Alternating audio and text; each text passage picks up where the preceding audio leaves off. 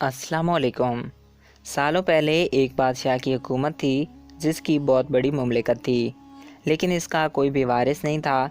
इसकी 7 बेटियां थीं और कोई भी बेटा नहीं था। वो जब खुश होता तो अपनी सातों बेटियों को बुलाता, एक लाइन में खड़ा कर देता और पूछता, मुझे बताओ तुम किसका दिया खाती हो और किसका दिया पहनती हो। हर दफ़ा बादशाह की छोटी बेटी जवाब में कहती, मैं अल्लाह का खाती हूँ और इसी का ओढ़ती हूँ और इसी का पहनती हूँ, जिस पर बादशाह बहुत ज़्यादा गुस्सा होता। लेकिन एक दिन इसको बेहद गुस्सा आया और ये सुनते ही आग बगोला हो गया और कहने लगा, ए कमबख्त, तूने मेरी नाशुक्री की है, तुझे इसकी सज़ा ज़रूर मिलेगी। शहज़ादी ने कहा, जो हुक्म अब्बा हुजूर।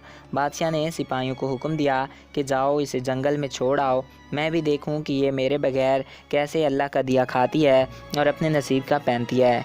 शहज़ादी से तमाम ज़ेवरात वापस ले लिए गए और खस्ता हाल कपड़ों में बगैर किसी साजो सामान के बादशाह के हुक्म के मुताबिक जंगल में तन्हा छोड़ दिया गया। लेकिन शहज़ादी अल्लाह पे तवक्कल रखने वाली थी और बहुत पुरसकून व मुतमईन थी, और अल्लाह पे तवक्कल थी कि जो इसने रिज़्क़ व आश व इज़्ज़त मेरे नसीब में रखी है वो मुझे ज़रूर मिलेगी। सब सिपाही शहज़ादी को छोड़कर वापस चले गए। शहज़ादी जंगल को देखने लगी। चारों तरफ दरख्त ही दरख्त थे और दोपहर से शाम होने वाली थी कि शहज़ादी ने सोचा, क्यों ना कुछ लकड़ियाँ जमा कर लूँ ताकि रात को आग जलाऊँ, फिर कोई जंगली जानवर भी पास नहीं आएगा और रात भी गुजर जाएगी। शहज़ादी जंगल में लकड़ियाँ ढूंढने चल पड़ी। इसकी नज़र एक झोंपड़ी पर पड़ी जहाँ बाहर एक बकरी बंधी हुई थी और अंदर से खांसने की आवाज़ आ रही थी। पहले तो शहज़ादी बहुत हैरान हुई कि इतनी वीरान जगह पर झोंपड़ी।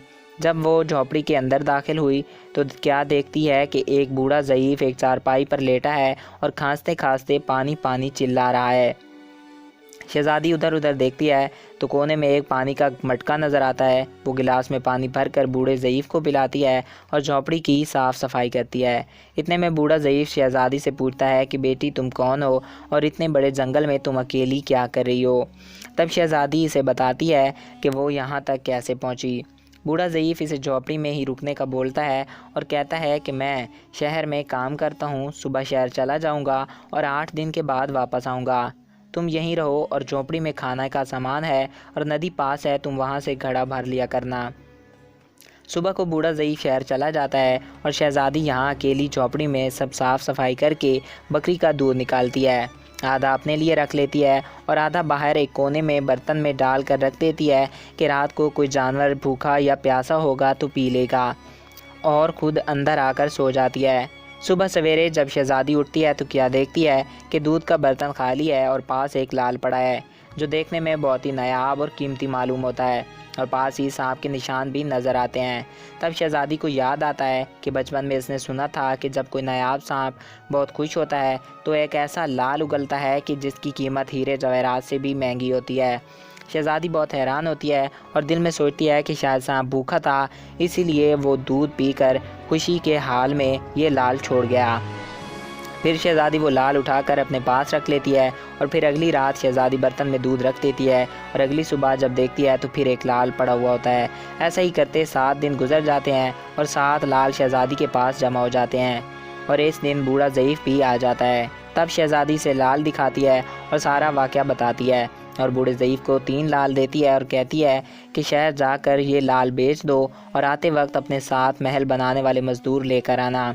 बाकी 4 लाल शहज़ादी अपने गले में माला के तौर पर पहन लेती है और कुछ ही महीनों में जंगल में एक आलीशान महल तामीर हो जाता है जिसमें बूढ़ा ज़ईफ़ और शहज़ादी रहने लगते हैं।